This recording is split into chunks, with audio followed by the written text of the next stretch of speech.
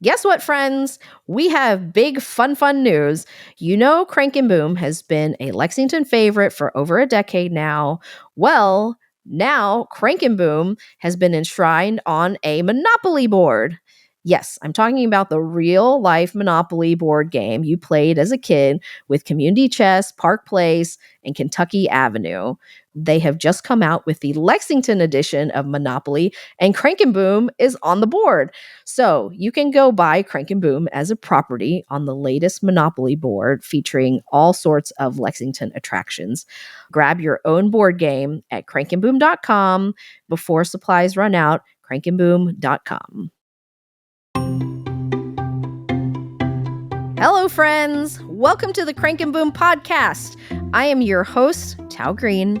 I opened a Thai restaurant with my family 17 years ago that has since morphed into a multi-million-dollar ice cream business. I have the honor of leading 40-plus teammates to fulfill our company's mission: create joy, ignite laughter, and inspire compassion. And now I get to share my experiences of building this incredible business with you. On the show, we chat all things small business, family, and life, and how we can do it all with a bit more purpose and in community. I am so glad that you're here. This is the Crank and Boom podcast. One of the overarching questions we are always asking ourselves at Crank and Boom is how to create belonging. It kind of permeates everything we do, really. I've mentioned this before, but our mission statement is to create joy, ignite laughter, and inspire compassion. A shorter way to say all of that is to create belonging and build community. I really believe that any employee and any customer that walks through our doors should feel like they belong there.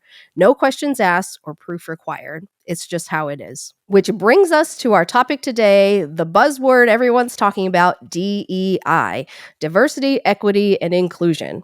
Now, this can mean different things to different people, but what I think it ultimately means is to create belonging in any organization that you find yourself in or yourself leading. DEI policies and practices can transform an organization in a way where everybody wins. Research shows that diversity drives innovation and profitability and employee retention rates. The Harvard Business Review reported that more diverse companies report 19% higher revenue than traditional ones.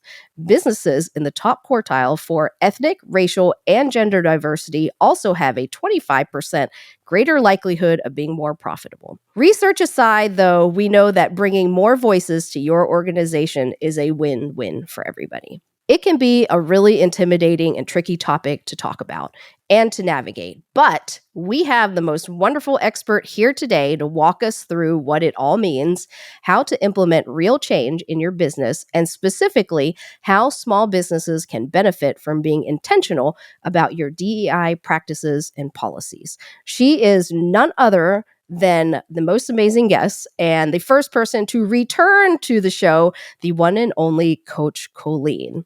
Coach Colene Elridge is a dear friend, colleague, mentor, and my personal hero. She has so many years of experience in HR where she has been committed to building diversity and equity in many different types of workplaces. She has springboarded off of that experience to create her own boutique consulting company called Be More that helps companies rebuild morale and create equitable and inspiring cultures.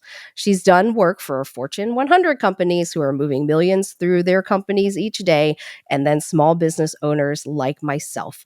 I can't wait for you to hear this very important conversation with the one and only Coach Colene. Coach Colene, welcome back to the show. Hello. Our very first returning guest, because we have you back. That's so crazy to me, but I'm honored. How exciting. This is episode 34. We have already done 34 episodes talking about all sorts of fun small business things. It's been amazing. Thank you so much for being here. Thanks for having me back. Yes, incredible. Well, when we were talking about doing an episode to talk about DEI, I, of course, needed to have you back. One, because you are the best expert. There are, of course, many experts, but I feel like what you do really uniquely is break it down in a way that is easy to digest and easy to understand. And then also because you have helped our company with our own DEI practices and policies. And so we'll get into that a little bit later. But I want to kick this conversation off with, can you just give us the very basic, like, DEI 101? What is it? Why are we talking about it? Why do we feel like it's important? And what do people need to know? Yeah. So I always think of it as a progression, right? Because when we kind of think about how this really started to come about, it was, the 1964 Civil Rights Act happened, and then all of a sudden places were integrated in a way that they hadn't been before. And then we started to see kind of these adverse actions happening in organizations and in workplaces where the law said one thing, but then the hiring practices were showing something very different. And so as it's progressed, and I think one of the great things that happened was they started talking about diversity in elementary schools. And they started talking about it in a way of like, everybody counts. And so we had this program called Everybody Counts. And one of the great things about it was really kind of to open our eyes up to the differences that we had in our class, but also other kids our age. And so I vividly remember learning the alphabet and sign language because there was a kid my age that was deaf. He didn't go to my school, but he got to come in and we got to learn how to talk to him. And so I think you had this whole generation of people that just understood the value of diversity differently. And because of that, they now have this expectation for what that means for how they live, how they work, who they work with, who their bosses are. And so organizations have really had to adapt. But DEI at its core stands for diversity, equity, and inclusion. And diversity are the things that make us different, the attributes that make us different. Equity are how are we providing the right level of resources and materials for people to have success. And inclusion, I define it as a state of feeling valued, respected, and supported. So, how do we ensure that everyone that works in our organization, because they are a member of our organization, feels valued, respected, and supported? And that's really what it is: DEI, diversity, equity, and inclusion. Amazing. We have had a lot of conversations about this, we as a collective business community. What are your observations since 2020, when I feel like DEI kind of burst a little bit stronger on the scene, when people became much more aware of racial disparities, different things that had maybe felt like it had been swept under the rug over time, and suddenly people were very aware. There was this a bit of awakening, I feel like, on so many levels, and it permeated into the business community. What have been your observations of that transition and that evolution from 2020 to now? 2020 was such an interesting year for me for a lot of reasons. But let me back that up a little bit to explain why I felt like it was so interesting. So, most of my time in government, when I worked in government, I worked in the state EEO and diversity office.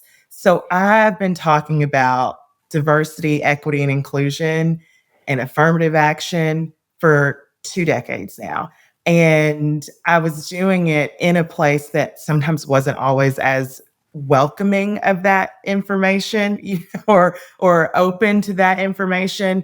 But I do think the beauty of it is I then had to learn how to make this a digestible topic for people and how to make them interested in it by broadening the scope of what a lot of people think about when it comes to diversity, equity, and inclusion. I think the lowest hanging fruit, the easiest piece of it is race and gender, but there are so many other attributes of diversity that make workplaces better that aren't just the two big things. And so I had been talking about it for a long time. 2020 happened, and I had the most interesting phone calls in 2020. My favorite was a company called me and they said, we just want to know, how do we hire more Black people? Right.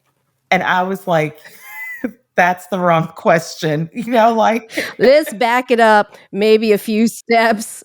I was like, that's the wrong question. And that's not like, I'm not your person if that's what you want. And so Right. I think for a lot of people in 2020, a lot of businesses, they felt like we need to do something, but they didn't even know what they needed to do. So they just Right. said, well, here's what we're seeing.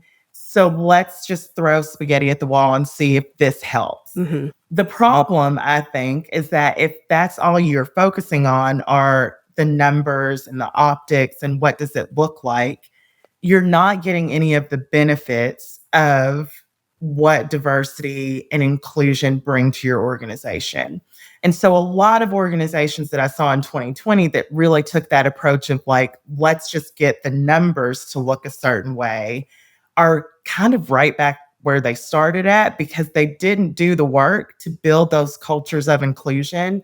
So Yeah. those people then left, right? Because when you have diversity and you don't have inclusion, it's a recipe for chaos. Imagine bringing all of your friends that are different in so Yeah. many different ways to one place, one party without having some type of expectation about what it means for us to all be together. Yeah. People were doing that in workplaces and then wondering why it didn't work.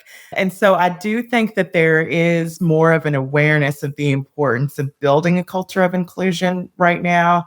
I don't think that it's where it needs to be. And for me, I always say focus on building inclusive spaces and Mhm. then focus on bringing in more diversity because it's Yeah. integrated a lot more easily. But there's definitely a positive shift with it. I'm interested to see what the Supreme Court ruling is going to do in terms of some organizations' initiatives, but it's moving in the right direction. This is why I love that you're here talking about this because you have worked in it and built these spaces for companies and seen what they have done. You can hire all the most diverse people in the world, but if you do not have inclusive spaces to welcome them into, the whole thing falls apart. That's just a big light bulb moment for me. It's like, oh, we can do whatever it takes to bring the appropriate people into the fold. But then if they don't want to stay there because they don't feel like they belong, then the whole thing is the complete opposite of what you're trying to do in the first place. And it's expensive. That is an expensive way to go about doing it. And that's why, like, I get so frustrated sometimes because I'm like, you're wasting your money. Of course, you're not going to see that return on investment. And for me, this is a smart business decision, not just say it feels good. It does feel good, but it's a smart business decision. What do you say to companies that you're trying to convince them of why it's a good business decision and why it's not just about woo woo feelings, which, you know me, I'm all about woo woo feelings, probably more so than I am about business decisions. Yeah. But most of the business world is not so convinced by woo woo feelings. And so you have to convince them that monetarily this is good for them. So, what do you say for that argument? Yeah. So, a couple of things. One, there's a lot of research that shows that when you have more diverse and inclusive teams, the return on investment is exponential, like 25% more than homogeneous teams. So, that's like one place that I start. I love the data behind why this is important just as much as I love the feel good parts of why this is important because my brain really does kind of need both. But the other thing that is just like concrete calculation is we know that people don't leave the work that they do, they leave like a manager. They leave the organization because they're not getting what they need from the organization. So when I look at retention numbers, when I look at turnover numbers in an organization, and I can say, all right, if 25% of your people left because they didn't feel a sense of belonging, they didn't feel a sense of inclusion, and I know that it costs you 150% of that person's pay to replace that person. Those are like some real tangible numbers that the sunk cost of that people can't ignore. And so when you look at for one of the companies that ended up being like $6 million dollars that they were losing a year in retention. And I was like, I didn't make those numbers up. Those are real actual numbers. And when you have these things in place, like we can see that people stay in organizations longer. We can see that they promote the organization to their friends and to other people that look like them, which is going to help you expand your business as well.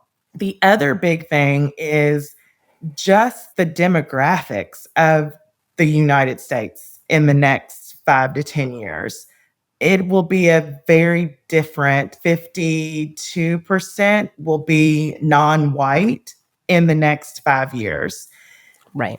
That number, I think, should be a wake up call for a lot of organizations because when something is above 50, they now become the majority. And the majority sets the norms, they set the tones, they set all the things.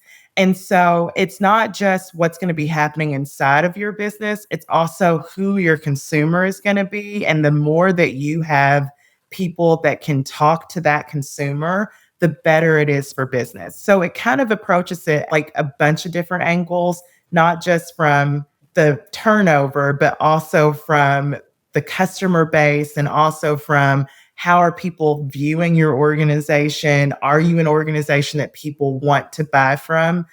And beyond just the demographics piece of it, we know that generations younger than us really do value an organization that is mission driven and that has values that are in alignment with their own. And they are far more socially aware than any other generation we've had before. Right. I've seen that 100% where we've had a team request, hey, can we take off because we're going to go protest at the Women's March downtown? That was just such a different thing that had come up that had never come up before. And I loved it. I loved that that was where their heart was, that they had banded together because they wanted to go do something that was going to be meaningful. If you're trying to plan for the future, this is not just a woo woo thing. This is a how do you set yourself up for success to be able to be around for a long time. Yeah, I use the example often of do you want to be Blockbuster? Because I honestly think that this is going to be like a blockbuster defining thing for organizations. And if Yeah. they are not already on board, if they're not willing to get on board really quickly, they're just going to be so far behind that the sustainability of their organization will not be able to catch up because we're just moving so much faster these days. So it Right. really is like, do you want to be Blockbuster? Because these are Right. blockbuster decisions right now. What do you feel like for, especially for small businesses that don't have giant budgets, cannot have a specific DEI coordinator or maybe larger budget programs? Say someone has a small business and says, I would love to do so many things in this department. What is a way that they can start small? And what is a way that they can have kind of a big impact with doing small things? So I would think a committee is a great place to start for a small team. If you have 2 or 3 people on the committee that really are focused on how are we creating a sense of inclusion and belonging within our organization. And that could be they're looking for programming out in the city that you live in, or they're looking for programming they can partner with other organizations with. But beyond the committee work and doing some of those like partnerships, I really think it starts with looking at things like the policies that you have in place, the culture that you want, that you have established, and the culture that you want. What are the behaviors that are okay and aren't okay within our organization? Like getting clear about that, I think is so important. And I think so many organizations let it happen by default instead of doing those things intentionally. And so then when someone does cross the line, they don't have anything in place to address that behavior because it's not clear that that wasn't in alignment with the values of the organization. But to me, the policies is like the quickest, simplest way to get started because just because it was applicable 2 years ago doesn't mean it's still applicable now. And so I would say go through your employee handbook, go through your policies, and ask yourself is this still necessary? Is this still relevant? And then go through it again with an equity lens and ask, are there some unintended consequences of some of the policies that we have in place? And I see that happen a lot where it fits the majority, but it still could hurt someone because of the policy.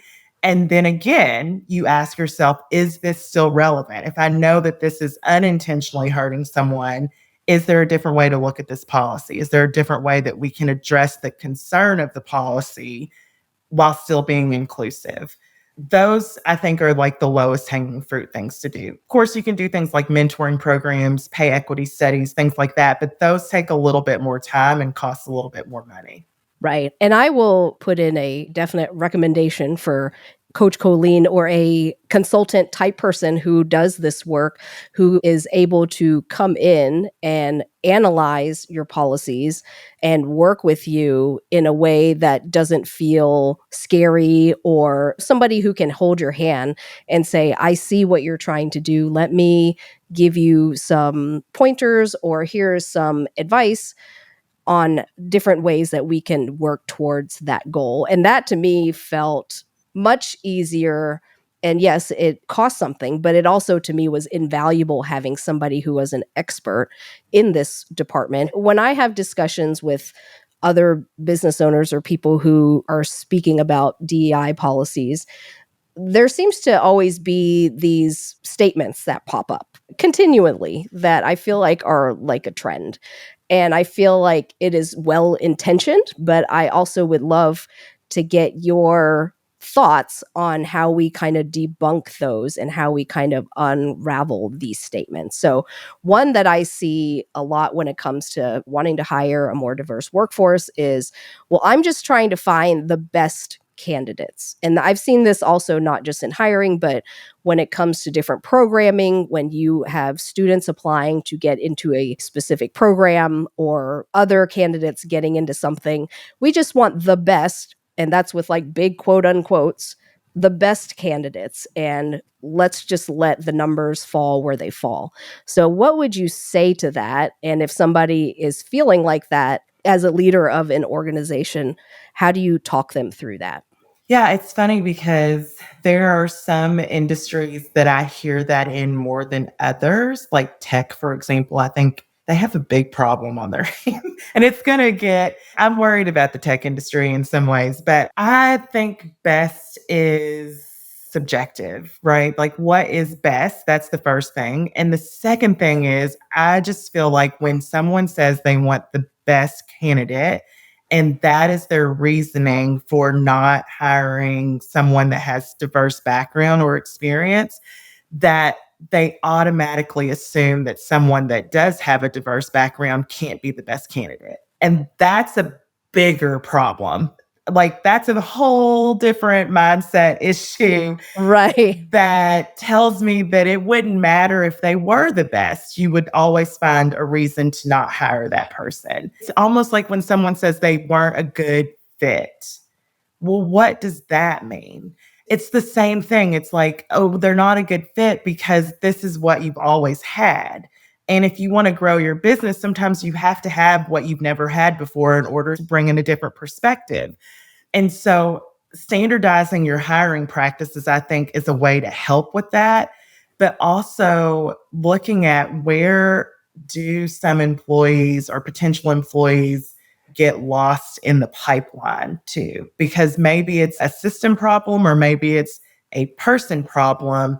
But when it comes to best not equaling someone of a diverse background, like, that's a soul searching issue, and maybe you should not be the person doing the hiring. Right. I love that. Yes. It's probably beyond something that a consultant could talk you through at that point. Well, yes and no, because one of the things that I always do tell people is, this is going to sound awful. I don't care who you are in your everyday life. I don't care if you don't like certain people in your everyday life. I do care about who you are at work. And I do care about who you are as an organization and how you want to run your business and how I can help your organization be successful. So outside of that, if you're not a great person, that's on you. That's for you to figure out.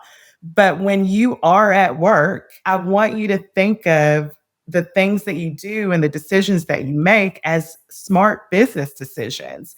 And that's, I think, sells it to a lot of people. But yeah, I can't fix someone's heart. I can fix like how they make the decisions. One of the lessons I've learned as an entrepreneur is celebrating. Taking time to intentionally honor your achievements and share them with others is a big part of what makes the whole journey worth it. And one of my favorite ways to do it is with food, of course. Goldbelly is our partner in how we deliver our ice cream to customers all over the US so they can make their special moments even more special wherever they are. And whatever milestone you're celebrating with your friends and family, Goldbelly has just the thing. Whether you need Guy Fieri's trash can dessert nachos for Dad's birthday or Martha Stewart's famous banana pudding for your sister's baby shower, Goldbelly can ship it right to your door and make your event even more special. So if you haven't taken advantage of Goldbelly's amazing offerings, now's the time. Run over to their website at goldbelly.com and make your celebration unforgettable.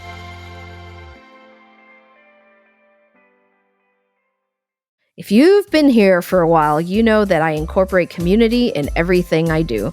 It fuels every decision I make about my life and my company. Our beloved sponsors, Holly Hill & Co., also share the same love for community. In fact, their love of community is why they work so hard to highlight local produce in all 9 of their Central Kentucky restaurants, like Zim's in downtown Lexington, Honeywood at the Summit, and the historic Holly Hill Inn in Midway. So you can experience what it means to connect the farmer and the food to your family's table. And now they've expanded their offerings to the community by opening a new cooking studio and retail store. You can take cooking classes with the very famous James Beard-nominated Chef Weta Michael herself and learn about how to make the most out of your farmer's market haul or how to craft the perfect bourbon menu. And while you're there, shop the handcrafted goods and thoughtfully curated gift sets for your friends and family. Learn more about their new cooking studio and retail store in downtown Versailles, Kentucky by visiting hollyhillandco.com. Again, that's hollyhillandco.com, and let them know Tal from the Crank and Boom podcast sent you.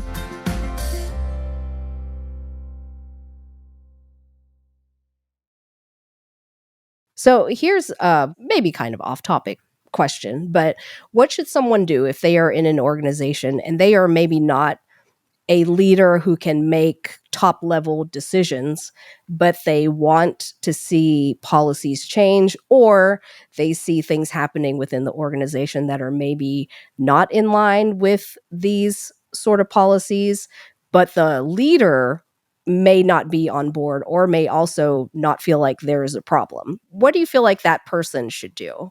So, one of the things that I teach in my diversity class is diversity starts with me.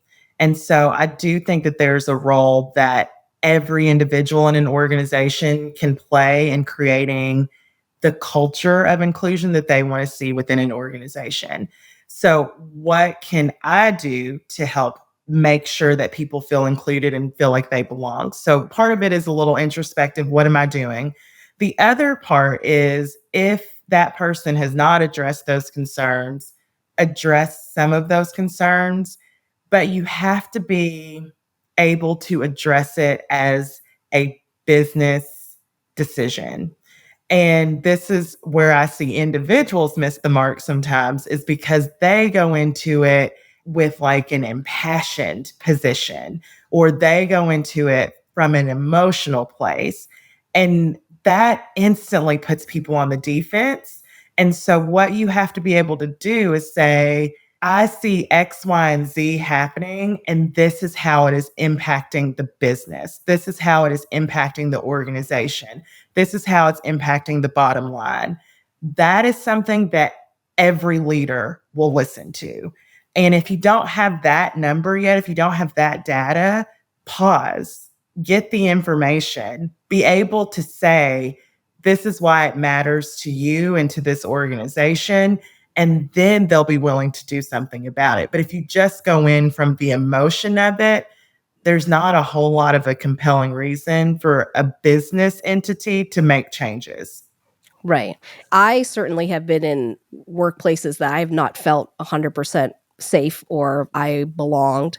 And I'm pretty sure you have too. If you are in a heightened state where you do not feel safe or you do not feel heard or you do not feel like you belong, think about where all your energy is going. Instead of actually doing the work that you have been tasked and you are being paid to do, you are thinking about what such and such is going to say to you, or if you're going to be attacked verbally, or if someone is going to make you uncomfortable, and how much of an energy drain that is on an organization. And it's usually, if there's one person that is causing that, is probably affecting everybody around them. Mhm. And so I love how taking the emotion out of it and saying, look, this is something that is affecting lots of people, and we cannot concentrate on our job when we feel like this workplace is not safe, or that I can't focus on this because I'm focusing on this person who is making me feel like I don't belong here. So there's so many compelling reasons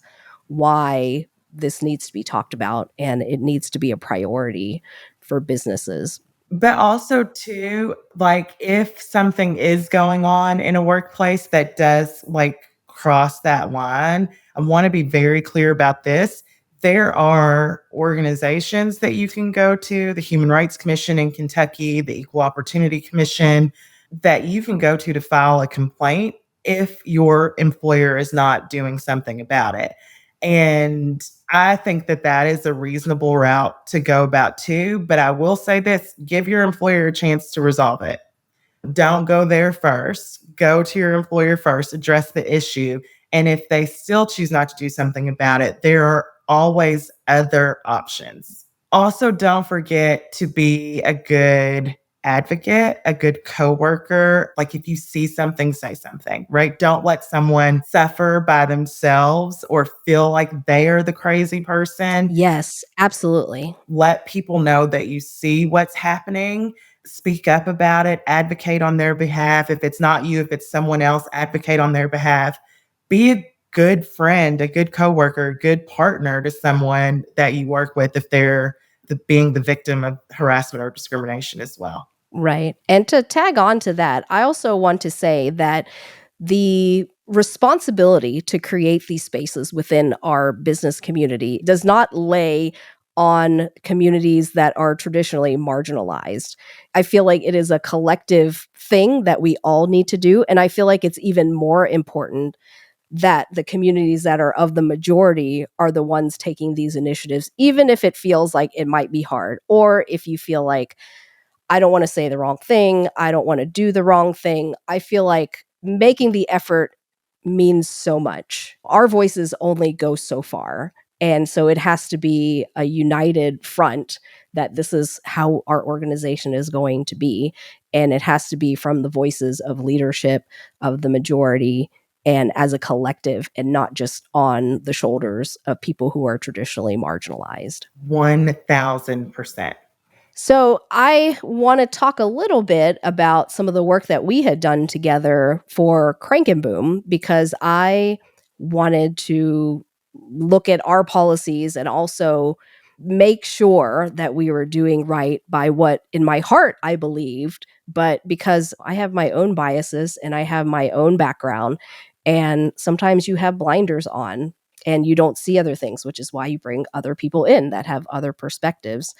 And you were able to help us identify different things in our policies, some of our hiring policies, and some other things that were able to help us make really small changes. And that's the thing that I feel like I want to convey to other small business owners out there. It does not have to be this huge sweeping thing.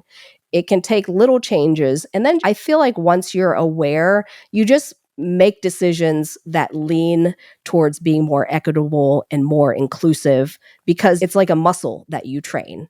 And we have all these trainings that you have to go through to be able to work in our shops, alcohol training and health department training. And originally, we had the candidate pay for those trainings. So it added up to, I think, over $100 per person to just apply, 100, $200.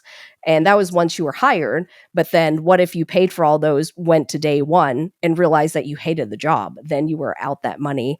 And then it also just minimizes the candidate pool of who would apply if they knew well, I have to pay for these things just to even apply. And so we got rid of that policy, and now the company pays for all of those. So nobody has to pay for anything in order to join the organization. And we cover all of that, and we provide all the training and everything. And so that has made a big difference. And you pay them to do the training, right? Yes, and we pay them like those hours as well. Don't leave that out. That's important. So at first it was like, okay, that's going to be a big cost. But overall, over time, it just weaves into what we do.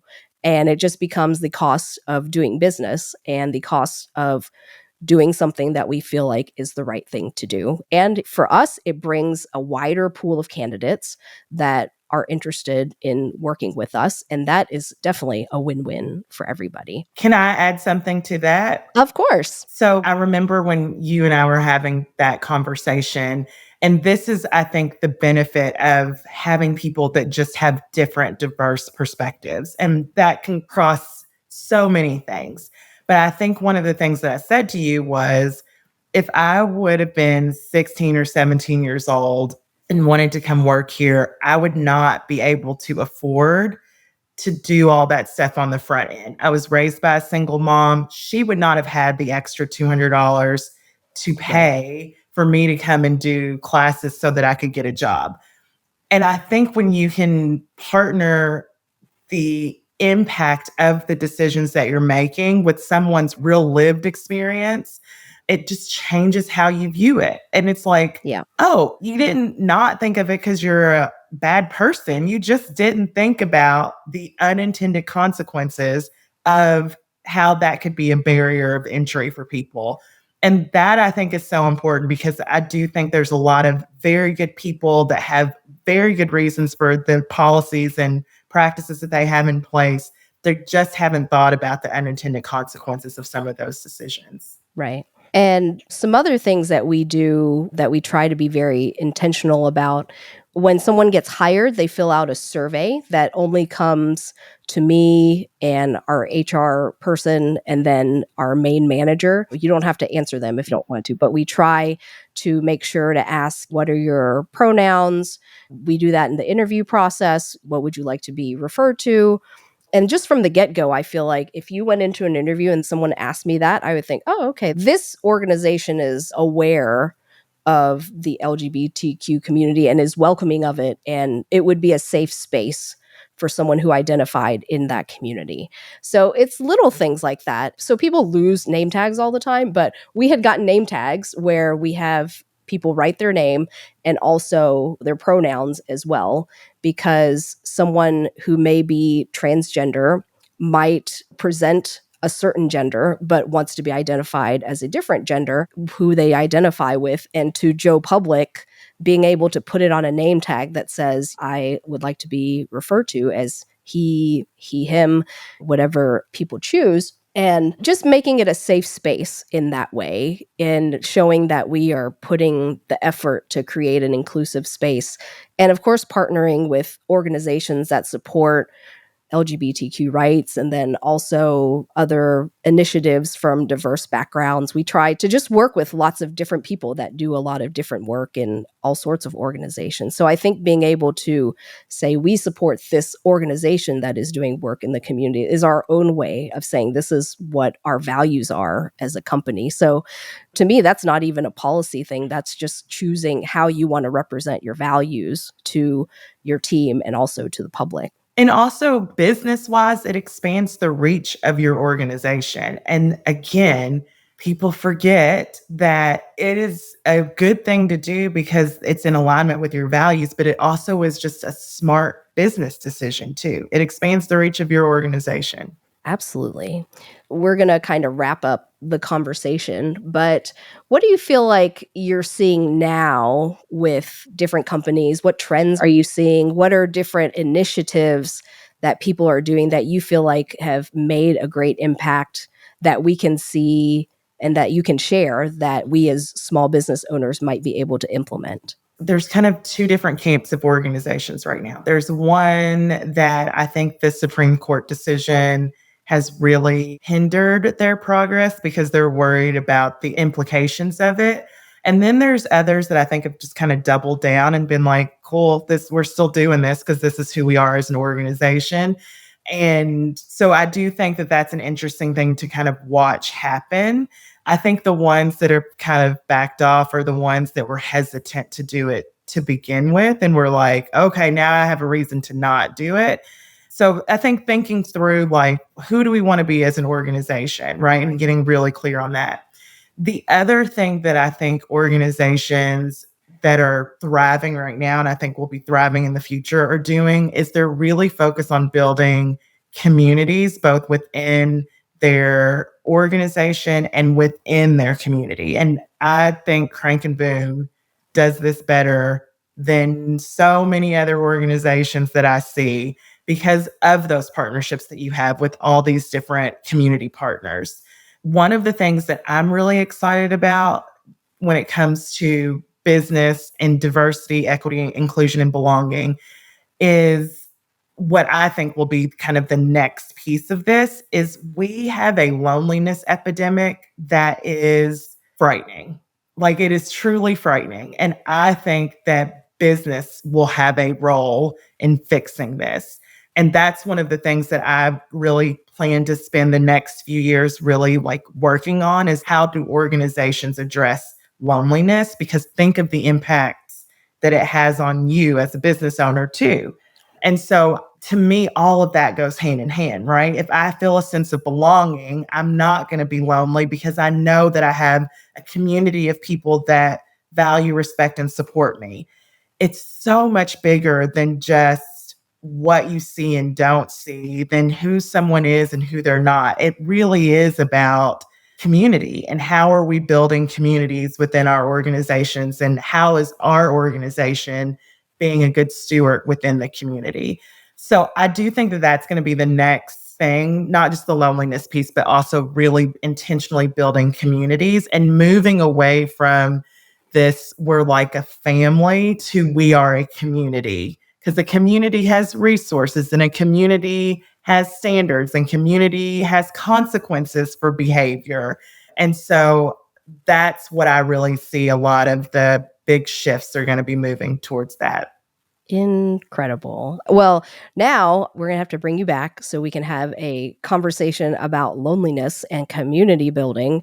And as a leader of an organization, one of my greatest thrills and what I enjoy the most and what I feel like is one of my strengths is building community, to be able to say, here's a room and here's a table, and I'm just going to keep making the table bigger so more people can come and join the table and feel like they are a part of something. Because I think as humans, that's all we're looking for, is to just feel like you have a purpose and you belong somewhere. And so much of what we're talking about today is so much more than about numbers and politics, but Yep. it's about how do we advance the human race in the state that we're in now. Well, and it's going to have a lot of tangible business impacts too. Here's the stat that really woke me up. And I know we're wrapping up, but I'd have to share the stat. It said that loneliness has the same impact on the body as smoking 17 cigarettes a day. Oh my gosh. Like the same health detriments to the body. And I was like, oh my gosh, why are we not talking about this more?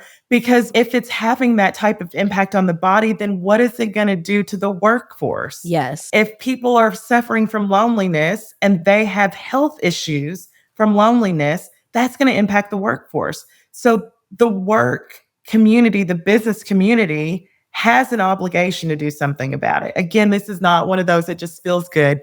There will be a business necessity to do something about addressing loneliness in the future.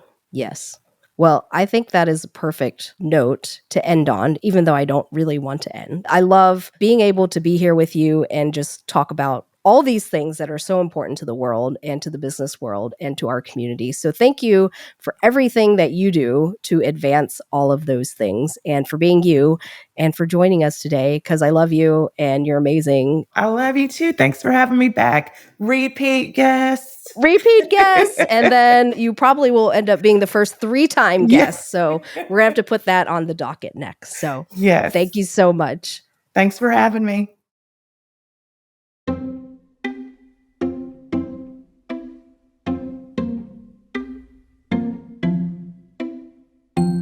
Thank you so much for listening to the Crank and Boom podcast. If you want business advice and tactics like this every week, click that follow button wherever you listen to your podcast so you never miss an episode with us. Also, if you like what you heard today, it would mean so very much to me if you would leave us a review that helps other people find us. Leave a note on what topics you want me to cover more of, because we would love to hear from you. I can't wait to meet you here again very soon. Until next time, peace.